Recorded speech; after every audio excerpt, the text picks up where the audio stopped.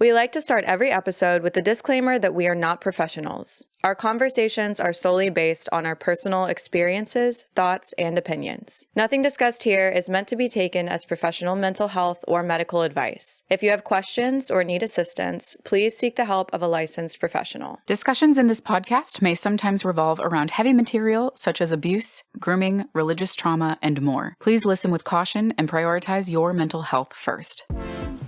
Welcome to Trauma Bondage, the podcast where we talk about trauma, kinks, and non-traditional lifestyles and relationships from a queer lens. We're your hosts, Brigitte and Beth. And today we have with us a very, very special guest. Very special. My love. We actually are friends from college, but this is the most gloriously beautiful human being I've ever met in my life, Christin Byrdsong. Hello. Hi, love. Tell us a little bit about yourself, your pronouns. Share with the world who you are. Yes, my name is Christin Byrdsong. I identify as queer. My pronouns are he, him. For me, queer means that I am attracted to people and not specifically gender. For a long time, especially growing up here in good old Texas, I had a lot of people trying to tell me who I am. And like, oh, you're gay, or you're bisexual, or you're this. And I really always hated that. And so now I just decided that, well, prior to that, I was like, I actually really hate labels. I think that labels were created to make other people comfortable with my existence. So they know like what category to put me in so they can try to understand. Yeah. But for me, identifying as queer is just whatever you feel like that means, like, cool. Unless I'm trying to fuck you, it doesn't really matter. So mind your business. Mind your business. I love that. So that's me. Singer, actor, dancer, model, like a diversity, equity, and inclusion consultant, activist. I do a lot of things. A Renaissance man. Yeah, that's me. You do it all. Obviously, what look a at them. glorious person you are. Beautiful. Inside and out, I will say that. So Yes. you're like, don't give me compliments. I can't handle it. Shy. Wait, you forgot one detail. What is your sun sign? Oh. Yes. Yeah. Leo, Sun, Aries, Moon, Capricorn rising. Oh my God, that's a fucking chart. I love that. Yes, very grounded and Yeah. very passionate. Very passionate. And you get shit done. I do. I am a doer. Yeah. I've always been a doer. This is why we're friends. Yeah. That's what everybody calls me, is a doer. I love that. You know that? Also, do we have the same moon? I still don't know what my What fucking was big your three. moon? We had a whole episode on it. I think your moon was I'm a Scorpio. Cancer sun, Aries moon, Aries Scorpio Oh yeah, rising. Scorpio we do have the rising. same Yeah. moon. Yeah. Look at us. Cool. Yeah. Meant to be. Yeah. I love you. I love you too. We're big on astrology here. Me too. I think it's Okay. Yeah, I think to be born into this world and being made of the same stuff as the stars and think that you have nothing to do with it. Also, like the moon controls the ocean and we're what, like 90% water. Yeah, absolutely. To think that it has no effect on you is like so egotistical, which is mankind. Yeah. So, I blame my emotional outbursts on my Cancer moon all the time, and that's exactly what I'm like, the moon is controlled by Cancer. Yeah. And I have a Cancer moon, so I know. of course I fucking cry. Yeah. Yeah. I'm just like, look, it's a great way to learn about yourself and learn about some natural ways that you are, and it's also a great way to like see things that you can improve on. It Yes. doesn't necessarily mean that like this is who I am, so this is how I have to be all the time. It's just like these are aspects of what it is to be Christin. Yes. It's beautiful. Do you have a astrology app that like you go to? Sorry, I'm derailing us, but I'm like really into this now. Do you have a favorite astrology app? I wouldn't say that I have a favorite. I do like cafeastrology.com. Okay. Yep. I use that. That's a good one, but I am on the Pattern and CoStar. Yeah. I check them out every now and then though. Okay. But, yeah. I'm a big Pattern fan. Yeah. Yeah. We all have I feel like Pattern. the daily vibe, I'm always like, yes, that's exactly how I'm feeling today. I feel like I need to redo mine because mine is often like, I'm like, that's not how I'm feeling at all. You're like, I do not relate to that. You're like, incorrect, wrong. Yeah. Yeah. We but are made again, of stardust. yes. I love it. Yeah. Well, speaking of being naturally who you are, you went pretty viral for a little bit of being au naturel on a TV show that some of our listeners may know of called Euphoria. Yes. There wasn't a whole lot of you on the screen. No. But there was. But there was some serious cake on that screen on a certain Eric Dane's face. Yes. He went viral for that. Can you tell us a little bit about that experience? Absolutely. So if anyone hasn't seen Euphoria, there's an episode where I am being rimmed by Eric Dane's character, Cal. He's a character who is discovering, or not discovering, but like finally having the opportunity to step into his sexuality after putting it on the back burner when he gets his girlfriend pregnant in high school, right before they graduate. So yeah, that process was honestly one of my favorite things in in my career, just because I felt so safe throughout the process. I had done. I was a main character on another show where my experience as far as like the intimacy coordination wasn't that great, and that kind of left a bit of a scar. So I was kind of hypersensitive, and so stepping into this project, I had a meeting with the intimacy coordinator before I even got to the set, so like the day before, and she said, okay, so she came with like a styrofoam head, and is like, so this is how you're going to be seated. This is what I'm building to cover your junk and your asshole, essentially. And you're not actually sitting on his face. You're going to be like hovering over him. I was like, awesome. And she was so kind, and I got to set, and everyone was super supportive. It was a closed set, but there were still like 20 people there. Eric Dane was so nice, and I like grew up watching him on Charmed and stuff, and so had a big like fangirl moment meeting him and everything. And he was here's like, my butt. and here's right, literally. It's like, hi, I'm the guy who's going to be sitting on your face. And by the way, I think that you should have worked it out with Phoebe on Charmed. I don't think that you were trying hard enough, but she had a lot going on, saving the world. And the source is always coming after. I'm a huge Charmed fan, so the original. Yeah. So yeah, everyone was super supportive. Sam Levinson, the director, one of the nicest people I've ever met, like seriously. And yeah, so I walk in, and it's in a motel room. And so he lays down, and I like hover my ass over his face, and he like has both hands on my ass, and he was like, man, how much do you squat? And I was like, He broed out with you for right, a second. right. Because of your ass. You will never, ever have a moment like that again in your life. Ever. And I literally said out loud, wow, dreams really do come true. And the whole set just like burst out laughing. And I'm like, but that was so serious for me. Yeah. So yeah, after the scene aired, it was talked about. I think that, and I honestly didn't even realize like how significant it was, but it was the first time anyone had really seen anything like that on television. This big black ass on this white man's face. I think it was a powerful moment for queer identity, for queer black culture, for interracial culture in a sense. I'm making it sound like it's profound or something like that, but in a way, like I love the show because it shoves so many aspects of sexuality and youth and expression into the viewer's face.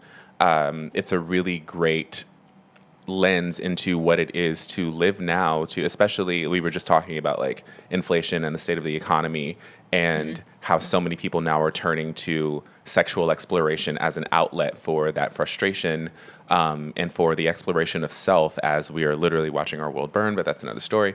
It's a whole other episode. A few drinks. Yeah, so it was a really wonderful experience, and yeah, I hope I get to work with them again. I had a really great time and felt completely safe and supportive, and they were constantly checking in, because it's looking at it, it's like, oh my God, it's like it seems like it's a joke or whatever, but it's taken very seriously. And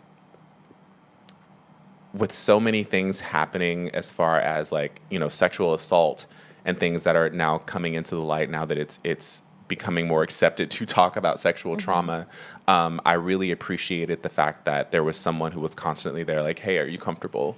Do you feel safe? Is there anything that we can do? Yeah. Like, do you feel covered and everything? Yeah. Yeah. That's how it always should have been. Exactly. Yeah. To Yeah. backtrack a little bit, can you explain for people who are not in the industry and don't understand the difference between a closed set versus an open set? Yeah, so a closed set is, so an open set is essentially like anyone who's involved with the project can be there. A closed set is usually used in intimate settings, whether it's for shooting a sexual scene or a very intimate moment where the actor has to call on something deep or it's very serious or something like that, in order to stay in the zone, essentially. That's kind of like a rough summary of that. So a closed set is basically the people who need to be there are there. So, the assistant director, the director, the intimacy coordinator, the grips and things like that, people who are operating the camera and microphones and things like that specifically, and no one else. Got Very it. like necessary people. Exactly. Necessary personnel, and that's about it. Yeah. Cool. How long did you shoot that scene? That scene probably took not even 20 minutes. Okay, so it's fast. Yeah, and then Okay. after that we did some voiceover, just to Yeah. have. Okay. What was your voiceover of? I know, but I just want you to say it. Say it. I was gonna say it's probably something sexual. So the director Sam Levinson was behind the camera, and so we're sitting on the bed at this point. The camera's not on us. So when we were doing it, the camera was over us, and so all you could see was my ass and then his eyes coming from underneath. And so we did that, and then after that, he was like, "All right, so just like do some ad-libbing or whatever." And I was like, "Okay, cool." So we're like making kissing sounds and stuff like that, and then he's like, "Fuck yeah, man," and just typical bro Bro Fuck stuff. yeah, man. shit. Yeah. And I said, "Eat my ass like you eat your wife's pussy," or something like that. Cause like his character's married. As you should. I love how you said typical bro like man sex with two lesbians on the couch who like I was couldn't like, is that recall what what they a man say? says in bed. I was like, I don't know. Been a long That is time. what they say. It's like white dudes are very much like, "Fuck yeah, man." Fuck. Oh, fuck yeah. Bro. Like You're like, I'm not your fucking bro. okay. I'm literally sitting on your face. I'm like, look, if that's what you're into, cool. If that's what gets you off, man, like awesome. Like awesome. But it's very like, yeah, bro. Fuck. Yeah. Oh shit, that feels good. I'm like, Like you're fucking in the fraternity. yeah. Yeah, I was gonna. Memories. Memories. Yep. Yeah. Yeah. That's Yeah, you heard a know. lot of those stories Dad, in college. We had a good conversation Yeah. or two over a pack of Oreos. Yeah, I was just gonna say I know Oreos were involved. I've always thought about like through the lens of like sorority girls hooking up with each other. Obviously, because I'm a lesbian and I know that shit happens. I don't know why I've never thought about the fact that it happens in fraternities too. But I'm sure. Well, I'm sure it happens in fraternities. My situation was, so when I was in college, most of my friends actually were like straight dudes, and they were in fraternities, and so I wanted to pledge, but I was told that at the time that my sexuality was that I was too open or like too out, that my sexuality controlled who I am. Oh.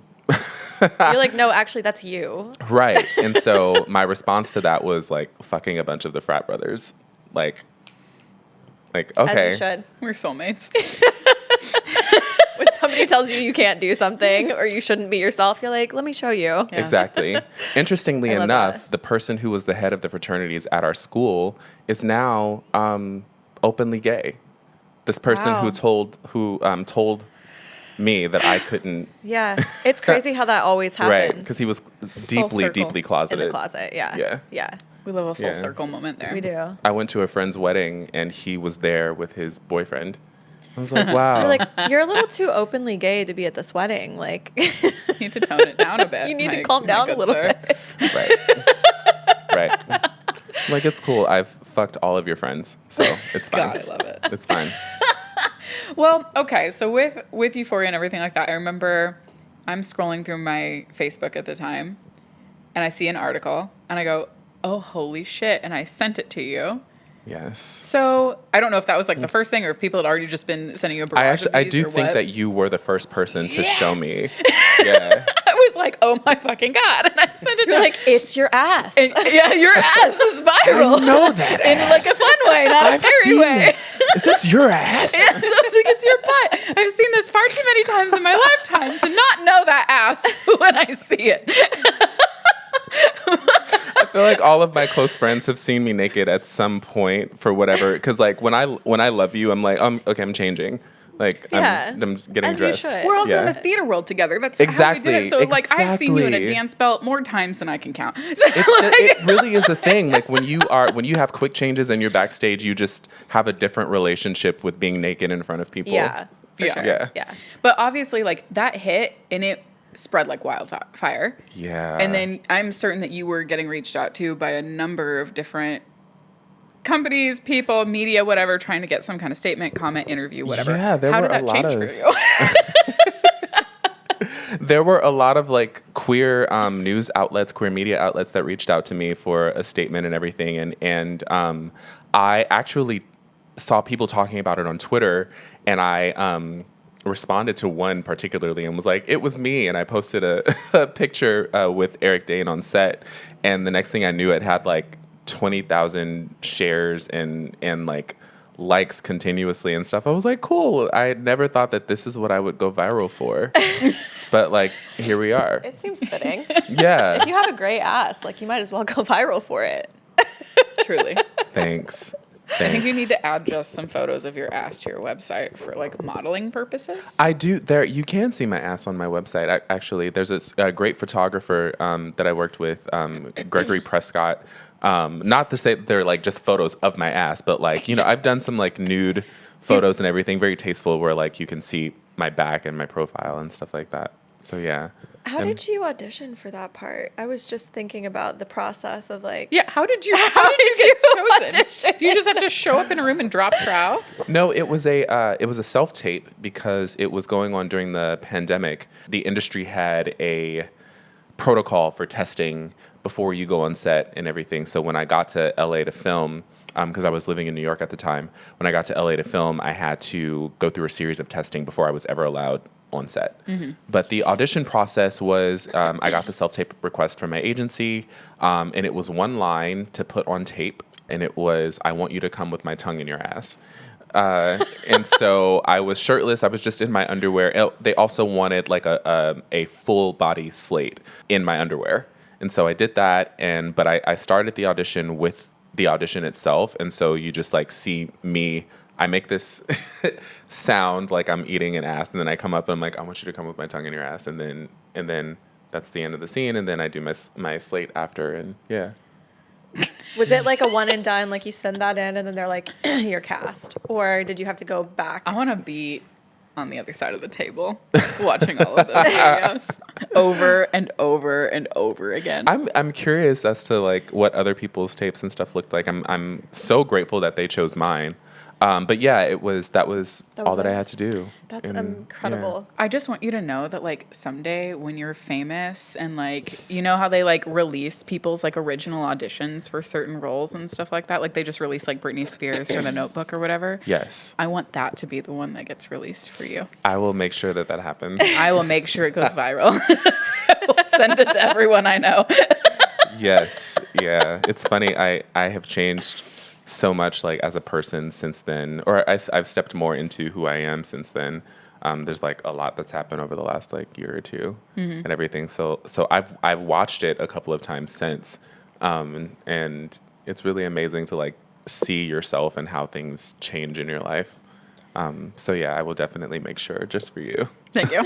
Just for That's me. the one that goes viral. Just for me. So you just had to move to LA. Yeah. Tell us a little bit about that. Like, what are you pursuing Yeah, what's there? new? Okay. You just finished a tour. I did. Well, yeah. So I just got off tour. I'm like literally talking about ass eating, and now I just got off tour with Disney's The Lion King. Get you a man who can do both. Baby, listen. So I just got off tour with Disney's The Lion King. I've been living in New York for about 8 years, and right before I booked The Lion King, I was on tour for a year and a half. And right before I booked The Lion King, I did Euphoria, and then I did another show for Amazon, and a couple of other projects, and was just like flying back and forth to LA. And being in LA, we were at the Pantages Theater for like 2 months.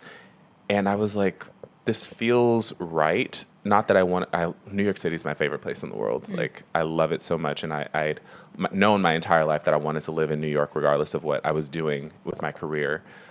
If for whatever reason, like my career as an actor didn't work out, I'm like, I still want to live in New York.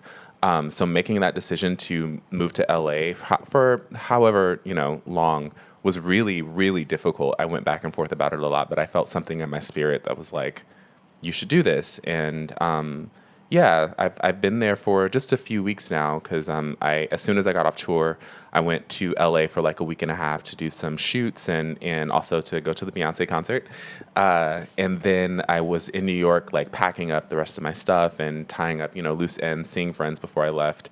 And then I've been in LA for a couple of weeks. And yeah, I'm a very spiritual person. I try to make all of my decisions based in faith, but of course we're human and our ego gets in the way sometimes. But I felt like it was the right thing for me to do for what I want to do in my career. Yeah. But I'm still going kind of back and forth and everything for like callbacks and things like that. But yeah, I'm in LA, which is actually where I was born. So it's just kind of like going home and being close to my extended family, and everything has been really wonderful. I'm super close with my cousins, who are actually like more like my siblings. We call each other brosen and stuff. So I love that. I've never heard that before, brosen. thank you. Trademarking it. Watch it. TM. That's so cute. I love that. For as long as I've known you, because I mean, you've always been spiritual in one way or another, but I feel like you've really just like settled into that even deeper over the course of the last few years. What has that journey been like for you? Also, like, we talk a lot about like religious trauma and like breaking from the church. How is it being like a gay man in faith? Trauma from church? What do you... What? Literally, I'm already sweating. My God. How dare you? Because like we're not very religious people. We have our sets of beliefs and we talk about that, but it's nice to have somebody who is spiritual and has the faith and is a gay human being, or queer rather, and what that's like. Yeah. And like being successful and still being able to have both. I have always believed that part of my destiny on earth is to be a leader. And I know and recognize that there is specifically a lot of trauma because of the church for the queer community. So I grew up, I was raised Southern Baptist. Same.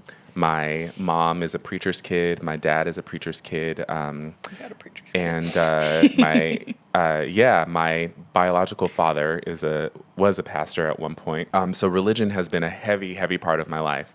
And as a child, I recognized that I was attracted to men. I remember having my first crush when I was like 3 years old, but I didn't realize that there was something wrong with that, or that was different. Yeah.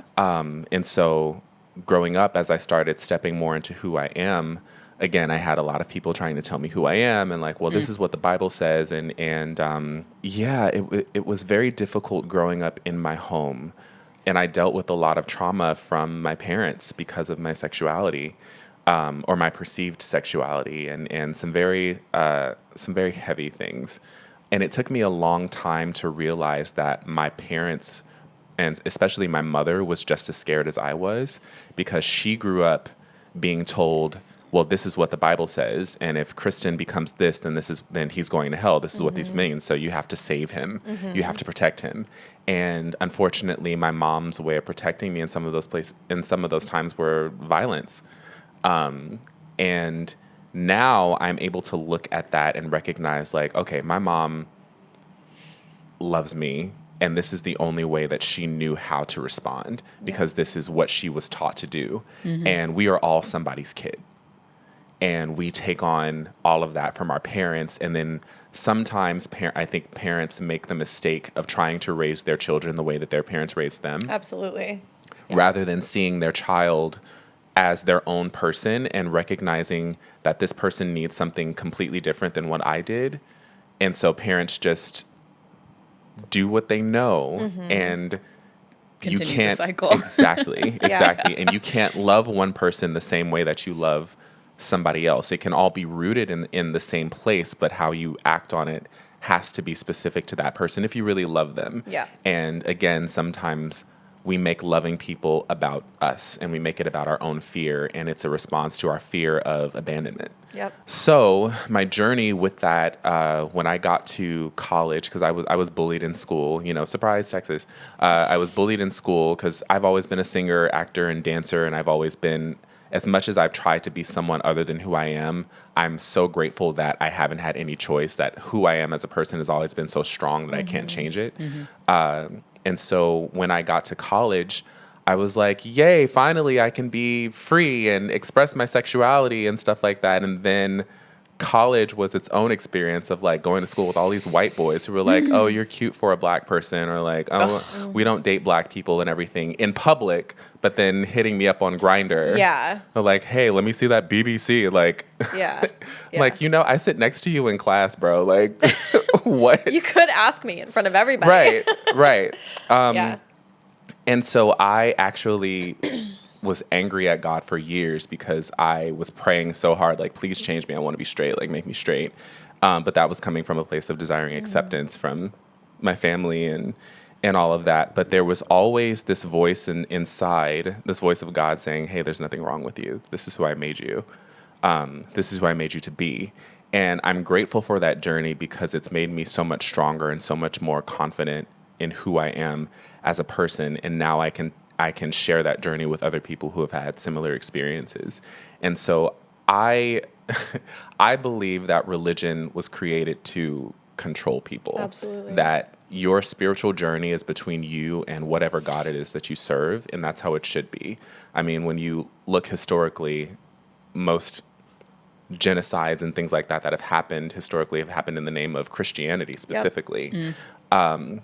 That being said, Christianity in itself is a doctrine, and I feel like the most people who are un-Christ-like are Christians. Yeah. Like, religion was never meant to be used to tell, if you are a Christian, you have no right to tell me how to live my life. Mm-hmm. That is between you and your God. Mm-hmm.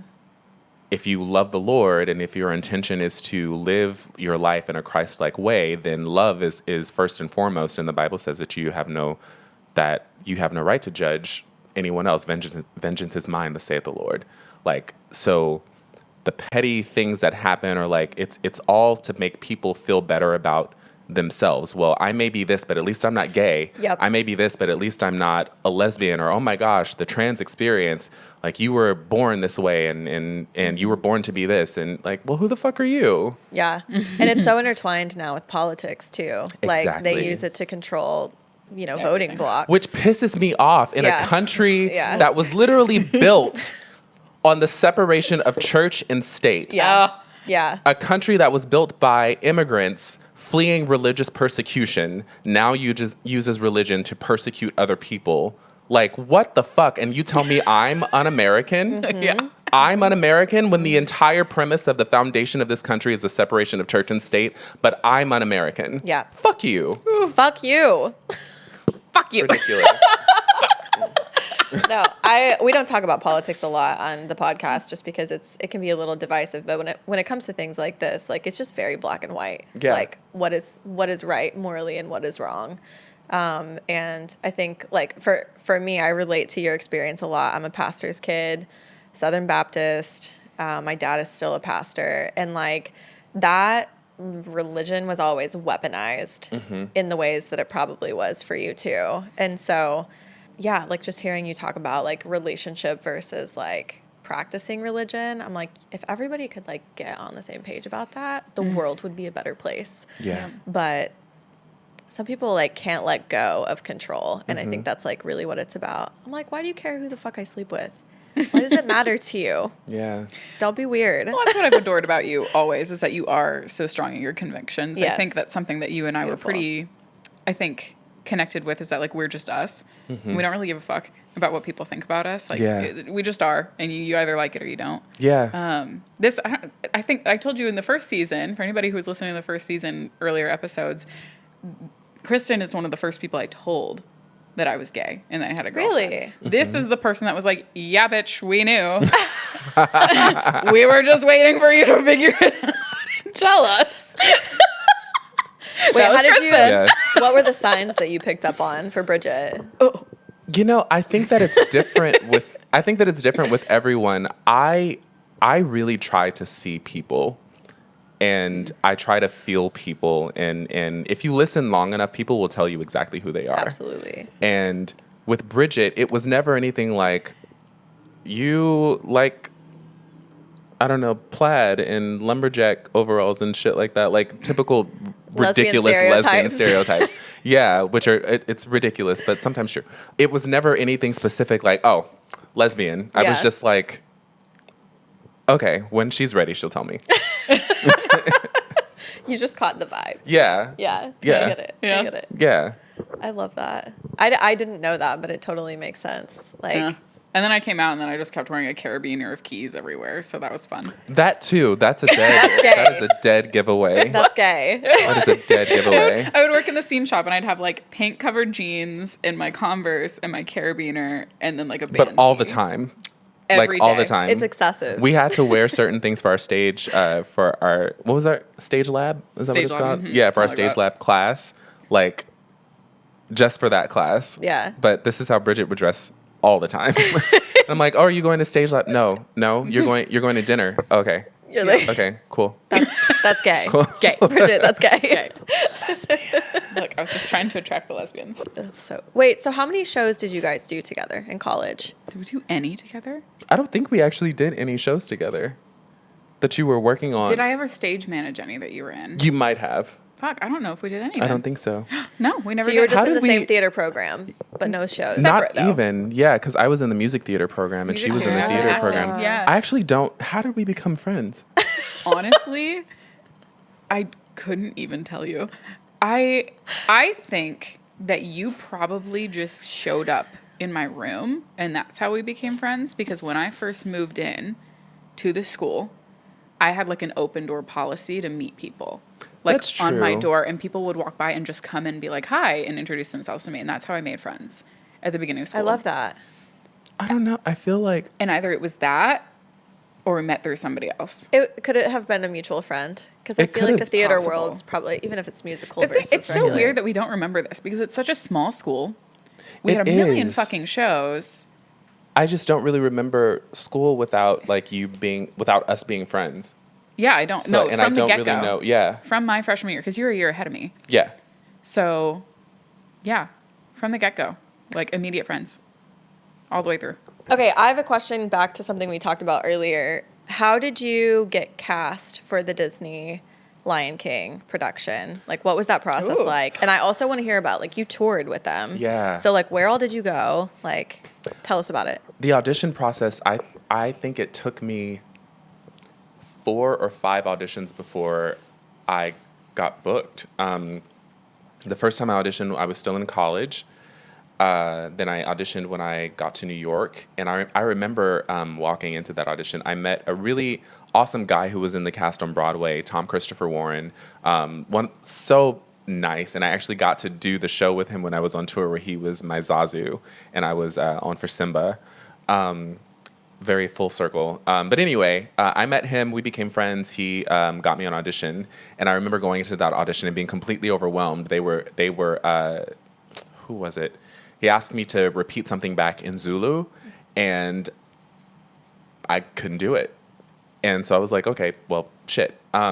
And then another 2 or 3 more auditions later, I had to work on the music and everything because it's a hard, Endless Night is a really hard song to sing because it sits right in the passaggio, which is where, the passaggio is like your break, where you're coming from your lower chest voice and transitioning into your higher belt, essentially, or like getting closer to your falsetto. It's the only way I can think to like explain it in like layman's terms, I guess. That was a good description. So, thank you. So yeah, after working on it for a couple of years, and then it was funny. I was in India seeing an Ayurvedic doctor there. I was dealing with some health issues, and Disney reached out to me to audition again, and I turned it down because I was like, I really need to focus on what I'm doing here, and if it's meant for me, it'll come back. And then they reached out again when I got back, and I sent in a tape. And my friend Zoran Villanueva, who played Nala on Broadway, helped me with the audition. And then they called me back, and I went in, and I had to sing the song in front of them, in front of their whole team, and then do the scene. And then I danced for them, and then it was me and 4 other guys. And I danced for them, and then they kept me. They asked the other guys to leave, and then they kept me. And I was like, oh, shit, like, fuck, this might be it. And actually, like, it's me. I got a little emotional, like, having that realization, because I saw the show for the first time when I was 8 years old at the Pantages Theater in Los Angeles. And I remember, like, telling my grandmother and my mom, like, I'm going to do that one day. And so to be in that room and to have that moment, I was just like, are my dreams, like, literally coming true in front of me? Yeah. Again. Again. Right. This and Eric Dane's face. Like, it's been a hell of a year. God. And then I did it, and it went really well, and I left, and I think I got the call the next day or the day after. I was walking to, I had just left Whole Foods. I was picking up some groceries, and my agent called me as I was walking across the street, and I, like, collapsed in the middle of the street. Oh my God, that's so cute. I love that. I'm getting emotional thinking about it. That's so cute. I, like, walked in, I was crying, and I walked, there was this, like, corporate building, and I was walking towards it, and I had tears in my eyes, and one of the security guards was like, do you need a moment? And so he let me come into the building to sit down, and I was still on the phone with my agents, and then I called my parents and was like, I booked The Lion King. And then I started the tour 2 weeks later. Oh my It was God. a very, very quick turnaround. So you had to learn the entire, like, thing in those 2 weeks before starting the tour? No, 2 weeks before I left to join the tour. So I had 2 weeks to, like, wrap up my life in New York City. Got it. And pack to be on tour for a year. Oh my God, that's crazy. Yeah. And so I was a swing and a Simba understudy on tour. So a swing is essentially you cover all of the, so I was a vocal swing, so I covered all of the men's ensemble tracks. Okay. So in total, including Simba, I covered 8 tracks. Wow. So I had to know 8 people's parts and be ready to go on for anyone at any time. And sometimes you do what's called a split track, where if more than one person is out, you have to cover. There were shows where I covered 4 tracks in one show. Wow. And that was hard. I bet. That was really hard. Yeah. But it made me a better singer, performer, dancer. Like, yeah, it was a wild, wild ride. It took maybe 2 or 3 months to learn all of those tracks before I even started learning Simba. And then there was 1 week where I was, like, the only Simba cover in the building, and so I went on, like, 5 shows in a row. Wow. And we do 8 shows a week, Tuesday through Sunday, 2 shows on Saturday, 2 shows on Sunday, sometimes 10 shows in a week, depending on the kind of week that it is. But yeah. That is rigorous. Like, I bet by the end of it, you're fucking exhausted. Honestly, my sleep schedule is still recovering. Yeah. Yeah. A whole year of that. Like, I can a year imagine. and a half. Oh my God. Yeah, I just got out. I started the tour Valentine's Day of 2022, and I just finished in September. Wow. So did you go, was it all around the world, or was it just in the US? It was the North American tour. North America, okay. Yeah, so Cool. we went, I honestly can't even tell you all the cities. I want to say at least like 30 cities that I did Wow. over the course of a year and a half. And some places we were in for 8 to 9 weeks, just like 2 or 3 cities where we were there for that long. But it was usually, minimum we did was 2 weeks. Okay. Yeah. Okay. What was your favorite city? Favorite city, probably, I was surprised at how much fun I had in Austin. That was like, I had a lot of fun in Austin. I could see that. And I'm the type of person, when I'm working, that is the only thing that exists to me. And so I had to, like, force myself to go out and have fun at times. So Austin was one of those cities where I was like, I'm going to enjoy myself. What was another city? I really enjoyed Chicago, even though it was freaking cold. So Because we cold were in there Chicago. for Thanksgiving and Christmas for 9 weeks. And then LA, of course, was amazing. You performed at the Pantages, didn't you? I did, So yeah. that was like a Yeah. full circle moment too. I had, when like, you're 70 there people. watching it, and then Yep. yeah, because you were there, you were here in Dallas, Mm-hmm. and then you were also in Tulsa, because we happened to be in the same place at the same time. I remember you telling me about that. I would be like, what the hell? Yeah. It So, happened so many times. Yeah. And San Jose, because it was like an hour outside of San Francisco. Yeah. And I love trees. I've heard it's beautiful there. It's I haven't been. gorgeous. Yeah. I spent my birthday there, actually. That's when we were there. And went to a winery, redwood forest and stuff, and tried a bunch of like awesome vegan restaurants and everything. Are you vegan? I am vegan. Oh my God. Hey. Tell Beth it. Are you vegan? Yeah. Awesome. Wonderful. I love it. Funny. Bridget has this whole thing where for a year she thought that I was vegan, but like made an exception for bacon. And every time we would go out, she would offer me her bacon. I was being and nice. I thought she was being like a dick about it. Like I She thought thought I she was was making a like joke. making fun of me. And only recently did we find out it was a serious Okay, offer. because I was like, oh, hey, you want bacon? She was like, I don't eat bacon, Bridget. I'm vegan. And I was like, wait, what? I was like, I have thought for years now that you were like vegan minus bacon, because like I do know some people that are like that. Like they'll do anything for bacon, but otherwise like they're very strictly vegan, which is like weird to me. But like I was just like, oh, I'll share my bacon with my So friend. if she offers you bacon, just let her All the know time. that's not a part of the deal. all It's not a part of the deal. No, baby. Yeah. And I was like, why didn't you say something before this? Because she'd always just be like, no thanks, Bridget. And that was it. That was it.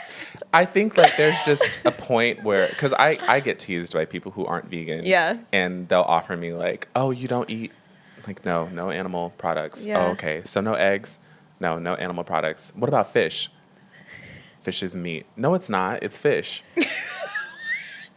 It was a living animal at one point. Yeah.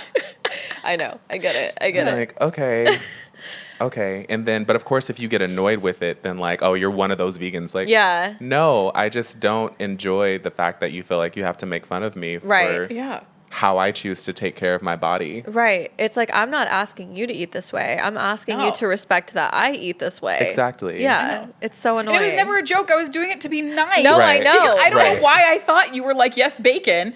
I just, in my brain, was like, yes, bacon. I share bacon. And you know what's funny is before I went vegan, I didn't even like bacon. Like I didn't even eat it before. I was like, I've never liked bacon. Well, fuck me then. So, anyways, good vegan food in San Jose. Yes. Okay. Yeah. Cool. What's your favorite vegan restaurant in LA? Have you found one? Sorry. Crystal's Soul Cafe. Crystal Soul Cafe. Yeah, it's in Okay. Compton or Inglewood. I think it's like right between or something like that. But listen, if you're in LA and you go, just be prepared to wait at least an hour for your food. Okay. But it is so worth it. Okay. Like they have this like Hawaiian shrimp and everything. And it's like, I've taken my family there and they're like, this is vegan? Yes. And now they go without me. Oh my Like, God. Okay. I'll yeah, check it out because it's I'm going next really week. good. Yeah. Really Just good. over here dreaming about meat. But actually, there's a really good vegan Mexican restaurant here. Oh What's yeah. it called? What is Casa it? del Yeah. Vegano? Casa del Vegano, yeah. Yeah. I love ordered that. from them Oh, so a few good. days ago. It was really good. It's so good. Yeah. I would never know. Their tacos are amazing. Yes. Their tacos are so I had their good. burrito tacos. Yes, those are so good. Their menu is also massive. I is. don't know if it's as big on the app if you order it, but like when you go in person, I was like, I'm overwhelmed. There's like too many options. This Like, is now a food podcast. We're no longer talking about trauma or sex. Just a vegan Sorry. food podcast. You'll be in Venice Beach. Go to Cafe Gratitude. Gratitude. Cafe Gratitude. Okay. I All right. love that. The food is really good, but I love that each of their menu items are all like, I am. Sorry, pause, everyone. Okay, Right. continue. Or like, I am grateful or I am abundant. Like, that's the name of all of their dishes. I love that. Yeah. Okay, I'll take my crystals. I'll go to my crystal shop, take my crystals in there. Yes, I'm I sure love they it. will love you for it. Okay. It's time for Spicy Trauma. Each week, we like to wrap up with our spicy trauma. Tell us your spicy trauma. DM us or use the link in our bio to share your story. Today, Kristen is going to share his spicy trauma with us. Yes. It's spicy trauma Muzz. If you want Traumas. to tell more than one Yes. story, it's up to you. Okay. Always, when our guests are here, we always have you share yours. Usually we'll share ours or share others. If you guys have spicy trauma and you want to send it to us, DM us. You can also go to the link in our bio. We want to hear your weird shit All and of talk it. about it All and of laugh it. about it together Yeah. with you. All of it. Take it away. Okay. The first thing that came to mind was so I was having sex with this guy. And That alone was already funny. already traumatic. And so we're having sex, and I'm like fucking this guy, and his phone rings, and he's like, "Oh, I need a second." And he goes to get it, and he's like, "That was my wife. I have to go get my kids." And I was like, "What does your wife know that you're like?" He's like, "No," but it was the way that So he chill. was so casual about it. And I'm like, "Look, if you're in open relationships, cool, like live your life, but like." His wife doesn't know. And I'm like, I was just like balls deep in your husband, like Call her back and be 30 like, seconds ago. hey, he'll be there to get the kids in a second. Like, let me just Right. just Like, gotta can finish. Let me just finish 'em I off. need another like 15. But he was like, yeah, I gotta go. So I was like, okay. How Okay, often cool. does So it happen nonchalant. that you like end up hooking up with men that you realize are like not out or like have wives or girlfriends that they like? I would say not that telling. happened several years ago, but it still like lives in my mind. Yeah. Especially because I see so many down low guys on apps and everything. Yeah. And now I don't like, I respect it. I like, believe me, I was once in the closet. I get it. Sometimes you are not in a safe environment or you haven't accepted yourself. There are so many factors that come along with the queer experience, especially as men who sleep with men and Black queer men and stuff like that within our own community. Like, I get it. But yeah, it's pretty prevalent. I just like, I'm not doing the whole like, oh, only come over at this time, or like, Yeah. I can't send you my face photo. I'm like, I'm not hooking up with you if I don't know what you look like. I feel like you could be a little Yeah. upfront about it too with people. Like, give them the choice to say yes. Yeah.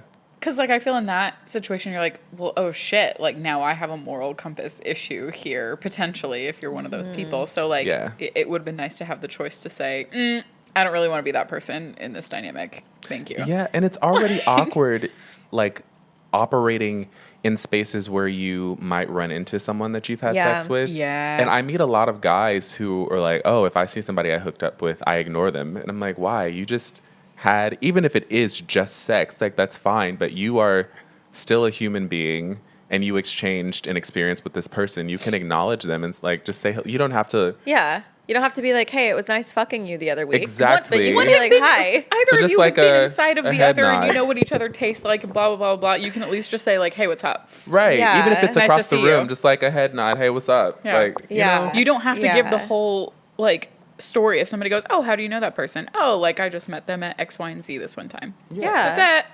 Or if It's I'm that with people simple. that I trust, I'm like, oh, we hooked up. Like, I don't have anybody in my life that would be like, oh my God. It's just like, Yeah. yeah, like, oh yeah, we hooked up. Like, okay, cool. I Clutch my feel like pearls. it's so interesting because, like, I feel like the queer community, we're all so much more accepting of, like, sexuality and, like, the way that we want to, like, move around the world Yeah. sexually. But I feel like there's a lot of, like, still, like, holding things close to the chest in, like, the straight community when it comes to even talking about sex or, like, hookups or things like that. Like, I have different conversations with my straight friends about what I do than I do with my queer Completely friends. different. Yeah. Like, it's so different. Like, with my queer friends, I'll call Bridget and be like, guess what the fuck I did I know last night. every Yeah. dirty detail of everything she ever fucking does. I you definitely, love it. I do. I love it. I live for it. I have a I have a group text with two of my best friends who live in New York. I will not tell you what that group text is called, but we essentially like we tell each other everything, and especially when it comes to our sexual experiences and stuff. And I appreciate that I can have those candid conversations with them. Yeah. But I do find that like when I talk to, I have some really awesome straight friends in my life, straight male friends, and I can talk to them about like, oh yeah, I hooked up with this guy Yeah. or whatever. But when I talk to them about a girl or something like that, they're like, oh right, you do like girls. I'm like, yeah. It's always a weird reaction, like, oh, I see you this way. Well, you're so open, and I don't know, you don't like do typical like Yeah. whatever. And I'm like, what are typical man things? Because I know that I could probably bench press you and your girlfriend. Like what? So what's the Yeah. what's the divide here? Yeah. I think it's, I mean, you can speak to this probably a little bit more, but I think it's more accepted in society for women to hook up with both men and women than it is for men to hook up with both men and women or non-binary individuals. Like, there's still just a lot of, like, these things aren't computing in people's brains. That happens. I hope we get to a point in society where we can just all hook up with whoever we want, regardless of gender. And nobody will bat an eye anymore. And we don't have to, we can just get rid of labels. And as many people as we want. Thank you. Yep. That'd be amazing. Gen Z, we're counting on you. Do it. Save us. Please. Any other spicy trauma that you would like to impart on the people? I find that, like, so I've been trying to date again a bit. And I think in general, I just find that, like, I see myself spending my life with a man. I've never met a woman who's completely comfortable with the fluidity of my sexuality. And as I've been, like, trying to date people or even just hooking up with people, I find that, like, most guys don't know what they want. And so a person like myself who comes into the room where I'm like, okay, well, this is what I want, or, like, I'm pursuing you, or I'm checking in, or whatever.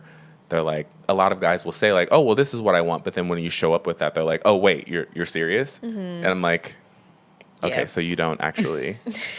So you're wasting my time. Like, yeah. Do you consider yourself, like, demisexual? You know, I don't even know what that means. Ooh. It's more of a, like, building sexual attraction based off of your, like, conversations and, like, getting to know somebody. Like an emotional connection versus, as like, opposed to, like, just a physical, like, I like what I see, so I want to have sex with you. Yeah. Demisexual people, typically it takes, like, a conversation for you to know if you're going to be attracted to somebody or not. I could see that. I mean, I'm definitely, like, I hook up with people just from their appearance, of course, but as far as, like, somebody that I would pursue, absolutely. I could see that. Yeah, sure. I just feel like the word queer just kind of, like, it's an umbrella term. Yeah. And, like, do with that what you will. All encompassing. But but demisexual, I definitely find that, like, I'm turned on more by a conversation. Yeah, for sure. Bridget and I are both sapios and Sapio demis, and so demi. Technically, sapio is not, like, real, but, like, I think it is. So if it's real to you, it's like real. Intelligence, like being attracted to intelligence. Oh my gosh, intelligence is so It's sexy. so sexy. Yeah. Like, if like I can talk to you talent's about global hot, warming intelligence or, is like, the prison industrial complex or something like that, like, I'm We're like, fucking. Marry me immediately. basically, like, get in my mouth. I love it. We can all relate. Yes. Oh my God, I love that. 1000%. Well, thank you so much for taking time out of your holiday to be here. Yeah. And gracing us with your presence. Thank you. Thank you for You're having amazing. me. You're amazing. Anytime I can see you, I'm just happy. Me too. Yeah. We have to take a photo. I know. I was like, we said every time I see this human, we never get a photo together. It's because like we're you're not even too friends busy, like, without enjoying photo. each other's company, and then Right, we is it forget, and then real? we leave, and then we're like, motherfucker, Yeah. we didn't get a photo together, so, like, it basically didn't exist, like, Right. our time together. If So, it's not on social media, we're it doing didn't it. happen. I think this is proof that we're hanging out I was right gonna now. say, I think this is all on video. This is so proof. we literally have evidence, like an hour of footage. Yeah. Yes, we So, do. but yeah, no, thank you so much for being here. Thank you for Really having appreciate me. you. I love you. I love you It's too. Always a joy to see you. Ditto. Always. And I'm glad you finally got to meet Yes, my thank you other so half. much. I enjoyed this hour that we spent together. Yeah. Me too. We're going to be friends. I feel it. Absolutely. I look forward to seeing you in LA. Yeah, I'll be there. I'll Yeah. be there. Thank you, everybody, for joining us for another episode of Trauma Bondage. We hope you have a spicy, trauma-filled day. Be good. Or don't. We won't. We never are. No. Don't do it. Kristen doesn't want you to be good. Kristen said no. Kristen said no. No to being good. He's boss. Listen. Like, look at how pretty he is. You have to listen. Bye. If you like today's episode, follow us on social media at Trauma Bondage Pod. Follow Beth at Modern Day Lilith and Bridget at Your Fae Femme. If voyeurism is your kink, subscribe to our YouTube channel, Trauma Bondage Podcast. Production by Instrumental Media. Special thanks to D. Dumpy and Wolfstar for music.